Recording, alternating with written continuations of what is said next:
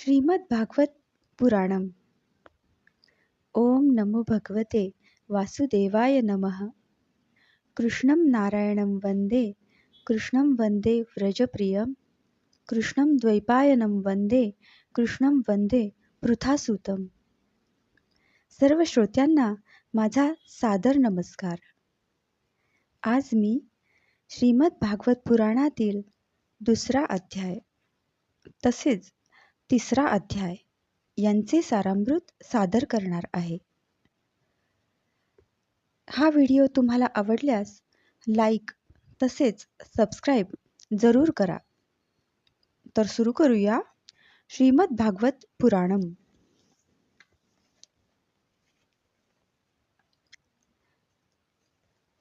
नारद म्हणाले, सत्य, त्रेता आणि द्वापर या 3 युगात ज्ञान आणि वैराग्य ही मुक्तीची साधने होती. परंतु कलियुगात केवळ भक्ती मोक्षप्राप्ती करून देणारी आहे. कलियुगात जे जीव भक्ती मार्गाला लागतील ते पापी असल्यासही निर्भयपणे श्रीकृष्ण धामाला जातील. ज्यांच्या हृदयात प्रेम स्वरूप भक्ती निरंतर निवास करते ते शुद्ध अंतःकरणाचे लोक स्वप्नात देखील यमाला पाहत नाहीत. ज्यांच्या हृदयात भक्ती आहे त्यांना प्रेत, पिशाच, राक्षस किंवा दैत्य स्पर्श करण्यास असमर्थ आहेत. तप, वेदाध्ययन, ज्ञानकर्म अशा कोणत्याही साधनाने भगवंत वश होऊ शकत नाहीत. ते केवळ भक्तीनेच वश होतात. गोपी याचे उत्तम उदाहरण आहेत. हजारो जन्मांच्या पुण्याईने मनुष्याला भक्तीविषयी प्रेम निर्माण होते. कलियुगात भक्ती आणि केवळ भक्तीच सार आहे. भक्तीनेच प्रत्यक्ष श्रीकृष्ण समोर उपस्थित होतात. भक्तीशी द्रोह करणारे तिन्ही लोकात दुःखाचे धनी होतात. व्रते, तीर्थयात्रा, योग, यज्ञ, ज्ञानचर्चा इत्यादी साधनांची काहीही आवश्यकता नाही. एकमात्र भक्तीच मुक्ती देणारी आहे. द्रव्ययज्ञ, तपोयज्ञ, योगयज्ञ आणि स्वाध्यायरूप ज्ञानयज्ञ हे कर्मांचे सूचक आहेत. विद्वानांनी ज्ञानयज्ञाला सत्कर्माचे सूचक मानले आहे. शुकादी महामुनींनी ज्याचे गायन केले आहे ते श्रीमद् भागवताचे पारायण हेच ते सत्कर्म होय. भागवताचे शब्द ऐकूनच भक्ती, ज्ञान, वैराग्य यांना मोठी शक्ती प्राप्त होते. यामुळे ज्ञान वैराग्यांचे कष्ट नाहीसे होतात आणि भक्तीला आनंद होतो. सिंह गर्जना ऐकून ज्याप्रमाणे लांडगे पळून जातात त्याप्रमाणे श्रीमद् भागवताच्या शब्दांनी कलियुगाचे सर्व दोष नाहीसे होतात. त्याचवेळी प्रेमरस वाहत नेणारी भक्ती ज्ञान आणि वैराग्याला बरोबर घेऊन घरोघरी प्रगट होते. उसाच्या सर्वांगात साखर व्यापून असते, परंतु ती वेगळी झाल्यानंतरच तिची गोडी समजते. भागवत कथाही अशीच आहे. हे भागवत पुराण वेदांच्या बरोबरीचे आहे.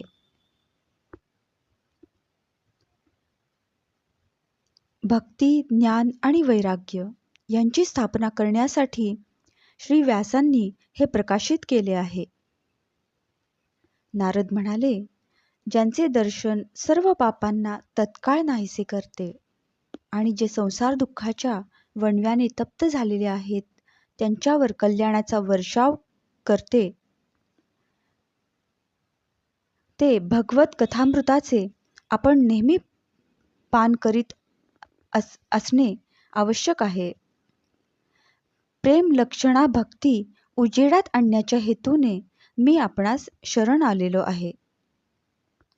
जेव्हा मनुष्याच्या अनेक जन्मातील संचित पुण्याचा उदय होऊन त्याला सत्संग प्राप्त होतो तेव्हा त्याच्या अज्ञानजनित मोह आणि मदरूपी अंधकाराचा नाश होऊन त्याचे ठिकाणी विवेकाचा उदय होतो. इति श्रीपद्मपुराणे उत्तरखंडे श्रीमद्भागवत महात्म्ये कुमार नारद संवादो नाम द्वितीयो अध्यायः। अथ तृतीयो अध्यायः। नारद म्हणाले, भक्ती, ज्ञान आणि वैराग्य यांची प्रतिष्ठापना करण्यासाठी श्री शुकदेवांनी सांगितलेल्या भागवत शास्त्राच्या कथांद्वारा मी उज्ज्वल ज्ञानयज्ञ करीन. सनकादिक म्हणाले, नारद मुनी, आपण मोठे विनम्र विवेकी आहात. आम्ही आपणास सविस्तर सांगतो, ऐका. हरिद्वारजवळ आनंद नावाचा एक घाट आहे. तेथे अनेक ऋषी वास्तव्य करून आहेत. तसेच देवता आणि सिद्धपुरुषही त्या स्थानाचा लाभ घेतात. नाना प्रकारचे वृक्ष आणि वेली यांनी व्याप्त असे हे ठिकाण असून तिथे कोमल रसरशीत वाळू पसरलेली आहे. हा घाट एकांतात असून अत्यंत रमणीय आहे. तेथे नेहमी सोनेरी कमळांचा सुगंध दरवळत असतो. त्याच्याजवळ राहणारे परस्पर वैरभाव असणारे प्राणीही एकमेकांशी वैर करीत नाहीत. आपण त्या ठिकाणी ज्ञानयज्ञ करावा. तेथे विशेष काही प्रयत्न न करता कथेमध्ये अपूर्व रस उदित होईल. आपल्या दृष्टीसमोरच दुर्बल आणि वृद्धावस्थेत पडलेल्या ज्ञान आणि वैराग्याला आपल्याबरोबर घेऊन भक्ती कथास्थानी येईल.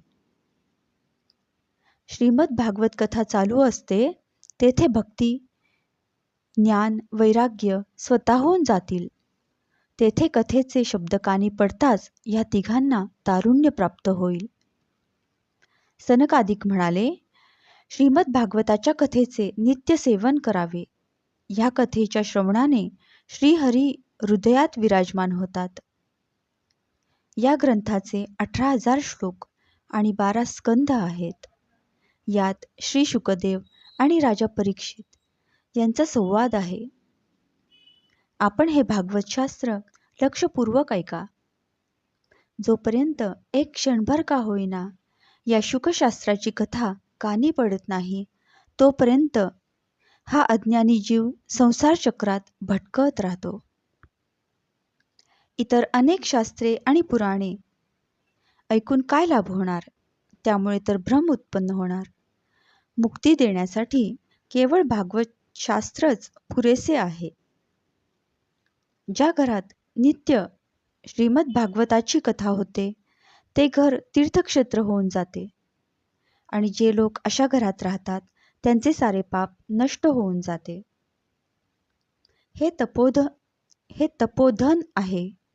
जोपर्यंत मनुष्य मात्र श्रीमद भागवताचे अवधानपूर्वक श्रवण करीत नाही, तोपर्यंतच त्याच्या शरीरामध्ये पापांनी ठाण मांडलेले असते.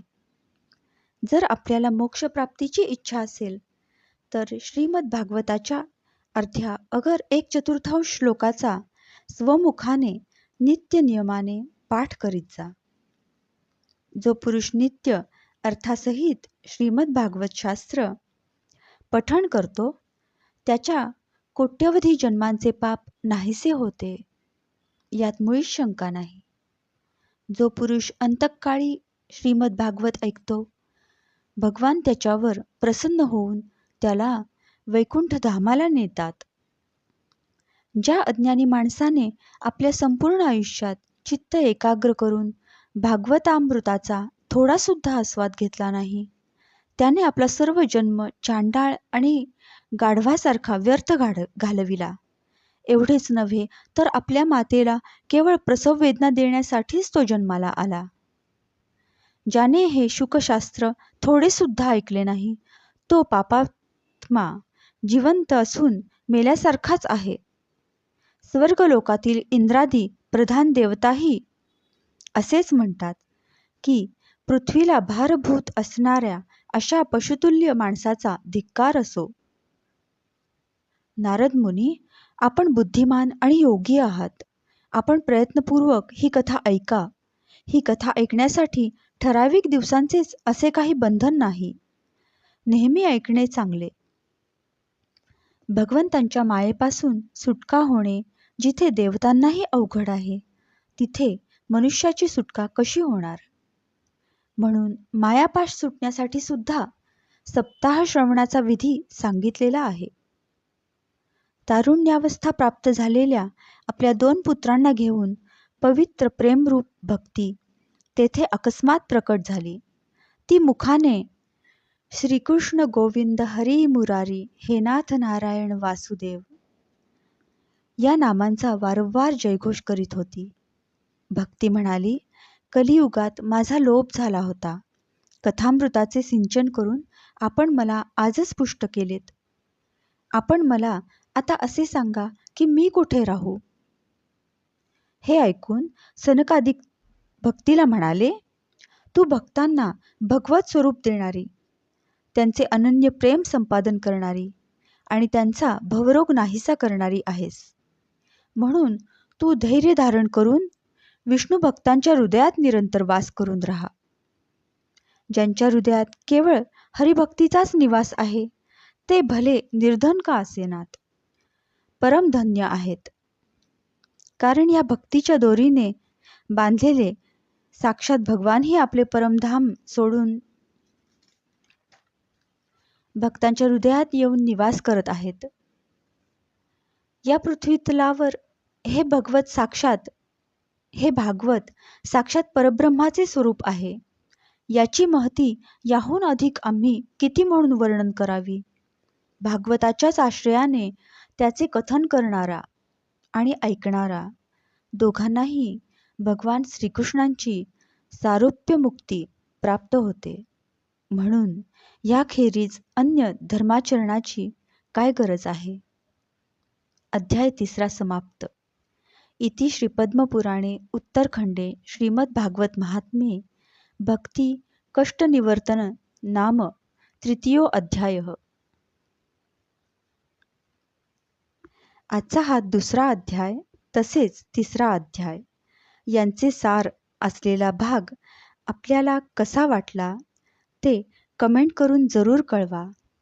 तसेच हा भाग जर आपल्याला आवडला असेल तर लाईक करायला आणि सबस्क्राईब करायला विसरू नका. तुमचे एक लाईक आम्हाला खूप प्रोत्साहित करते. धन्यवाद.